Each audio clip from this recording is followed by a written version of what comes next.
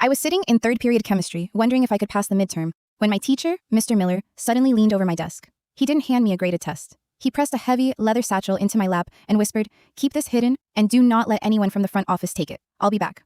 Then, he literally sprinted out the back door. I peeked inside. My heart nearly stopped. It wasn't a bomb. It was a baby. A tiny, sleeping newborn wrapped in a Harvard sweatshirt.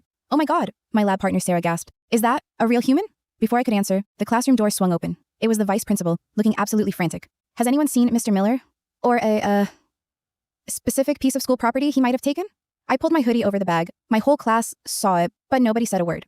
We all just shook our heads. As soon as she left, the school went into hard lockdown. The intercom clicked on. "Teachers, we have a security breach. Report any unauthorized individuals immediately." We moved to the back of the lab, creating a human wall in front of the sink where I'd hidden the bag. The baby started to fuss. Sarah grabbed some glucose packets from the supply closet, trying to keep it quiet. Suddenly, someone started pounding on our door. It was the gym coach. "Open up. We know Miller came in here. We need that bag now." "We're in lockdown, coach," I yelled back, my voice cracking. "Protocol says we don't open for anyone." Through the door window, we saw the principal arrive. He looked pale. Behind him was a man in a sharp suit. Not a teacher, not a cop, a lawyer. I realized then, this wasn't about a security breach. Mr. Miller's daughter was a senior who had gone missing a week ago. This was her baby. The school wasn't trying to protect us. They were trying to take the baby to avoid a massive scandal.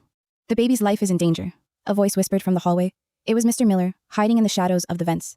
"They're going to put him in the system to keep my daughter quiet about what's happening at the school." My classmates looked at each other. Usually, we can't agree on a lunch spot, but in that moment, we were a fortress. When the principal finally brought the SRO to break the lock, they didn't find a terrified class. They found 30 students standing shoulder to shoulder, recording everything on their phones. "Step back," Sarah said, her voice steady as a rock, "or this goes live to 5 million people in 10 seconds.